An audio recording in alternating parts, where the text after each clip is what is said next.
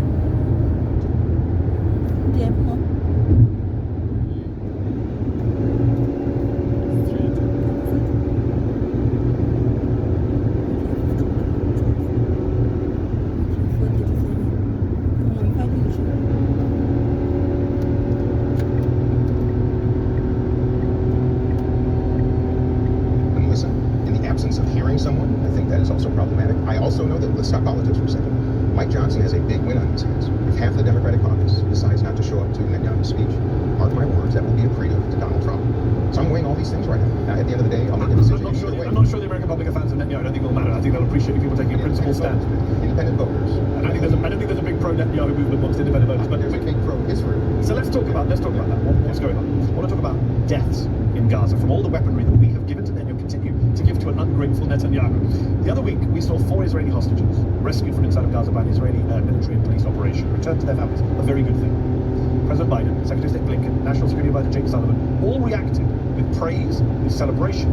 None of them, in their initial responses, had a single word to say about the over 200 Palestinians reportedly killed, over 700 injured in that rescue operation, many of them innocent women and children. A lot of people have been asking this for the last 8-9 months. I'm sure you hear in your constituency.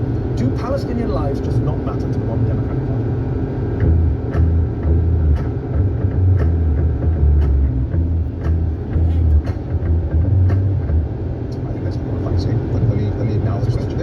Let me acknowledge the 38,000 human beings killed in Gaza, 1,200 Israelis, but particularly the innocents. To me, it's all the same. They're human beings. I'm appalled and disgusted. First of all, there are Americans being held hostage. Let me change the lens for a moment. I believe, if anything, it has been the United States and the Biden administration should have been the foremost responsibility to extract our hostages, our nationals. I think there are 6 or 7 still, knowing that they're alive. So the question is, would we undertake an effort to extract American hostages 2, 3, 4, 7 if we knew 200 civilians would be killed in the process? Boy, that's a tough. That's a tough question. That's a tough question. If you're the leader of a country, absolutely. You killed 200 people to save 6. Mehdi, look at first of all, I'm the son of I'm a Gold Star son. I lost my dad in Vietnam. One of the most despicable, I think, wars that the United States has ever prosecuted. We've killed hundreds of thousands of innocent people. We continue to. Look at what we did in Japan to end the war. These are philosophical questions that most Americans would never want to be faced with. But you were a member of Congress, right? You wanted to be president. Yes. So let me ask you a straight-up question. Let me answer your question. I believe, as the President of the United States, his or her obligation should always be the safety and security of Americans first. It does not mean dismissing other humanity. But in the case of hostages, when it comes to this, and we've tried this before, we've seen carnage. The fact of the matter is, I think we should extract. And by the way, if that means there are civilian deaths as a result, unfortunately, that's, I think, the cost.